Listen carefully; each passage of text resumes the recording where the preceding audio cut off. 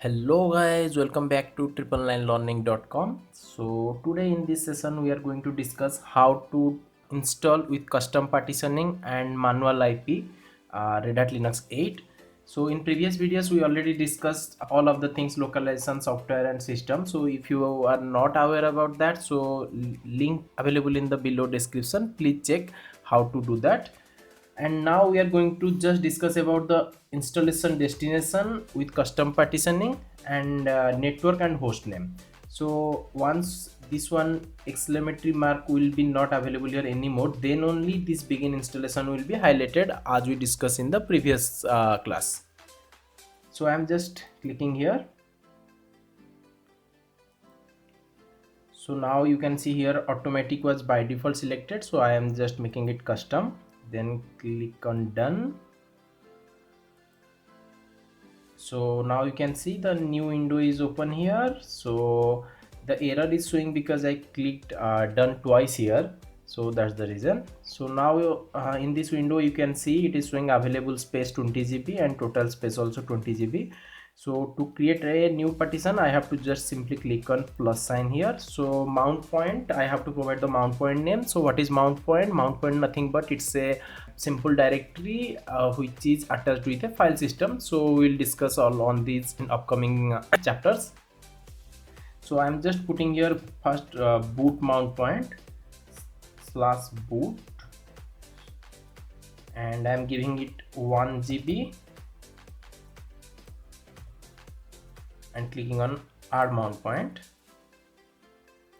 You can see it is showing that here boot is 1 GB and it took automatically standard partition and FS type is XFS. As we know, the default file system in Red Hat 8 is XFS file system and it was introduced in RHEL 7. So next I am going to add the slash file system, which one is also known as root. So I am giving 10 GB to slash and click here on add mount point. It is showing that root file system is 10 GB now and device type is LVM and volume group is RHEL. So it is created automatically and FS type is XFS. Then next I am going to add swap. So let's provide 2 GB for swap and click here on add mount point. Swap for increased system performance, that also we'll discuss in upcoming chapter.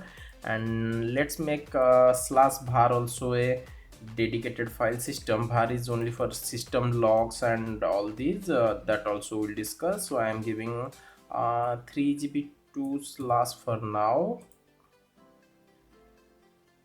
That is also LVM file system, device type is LVM it is showing. And last one I am going to give slash home. If I will not give slash home or slash var, that also fine, it will be automatically created inside root file system only.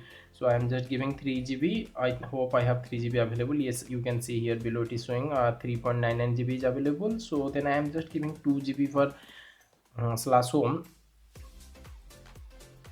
and click here on add mount point.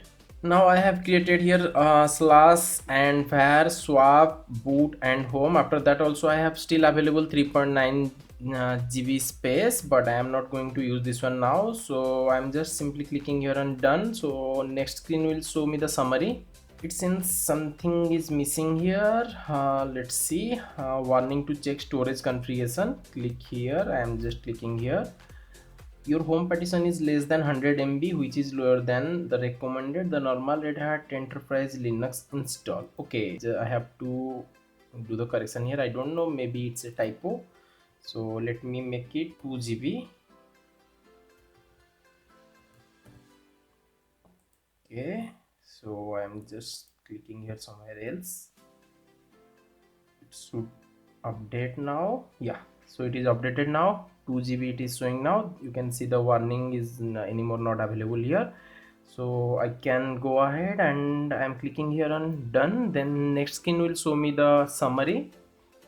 Yes, it is showing me the summary. These are the partition and format all, and it is showing LVM VG RHEL will be created and FS type XFS for all these file system. We'll discuss more on this on upcoming chapter. So I'm just clicking here on accept change. Now you can see the installation destination is showing custom partitioning selected, and we do not have any more the exclamatory here, and the begin installation is also highlighted. So next just we are going to discuss network and host name. So here it is showing us Ethernet ENS 160. So I'm just, and it's also off, I am just sliding it to make it on. Now you can see it is showing me some IP address and default route and DNS, which is provided by the VMware workstation, but I want my own IP address as per my choice. So the IP address is here showing 192.168.228.138. so I just want the IP address here 150, and rest of the thing will be same. So I don't want the IP address provided by VMware workstation, so I have to click here on configuration. In this window I have to provide the IP address, netmask and gateway. So before that I have to click here in add. So after clicking on add, the space is available now to provide the IP. So I have providing the IP as per my wish, 192.168.228.150, and netmask I am providing for this IP range, the netmask should be 24, and gateway I am providing the same gateway which one is provided by VMware workstation. So in upcoming chapter we will discuss more on this. So for now you also follow the same one only, 192.168.228.2, and I am doing just copy of this one. I will paste this also, additional DNS server. So now it looks good. I can click here on save.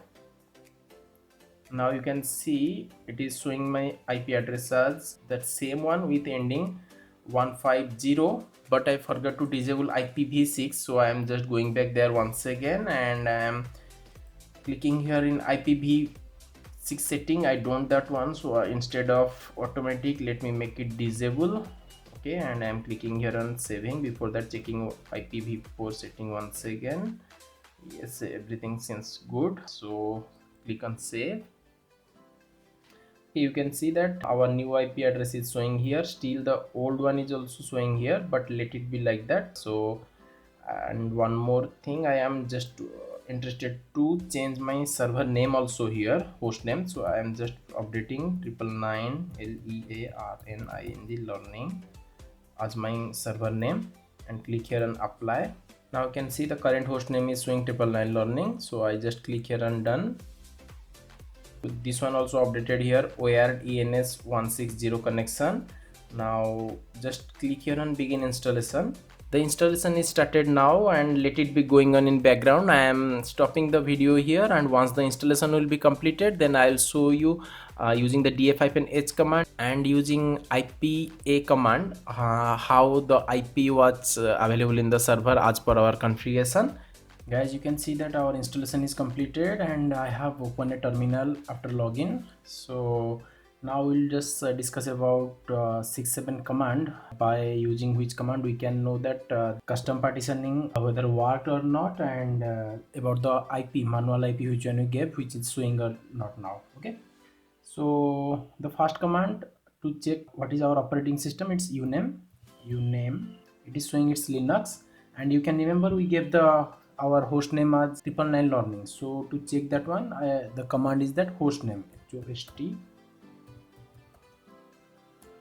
host name. You can see it is showing our host name is 999 learning.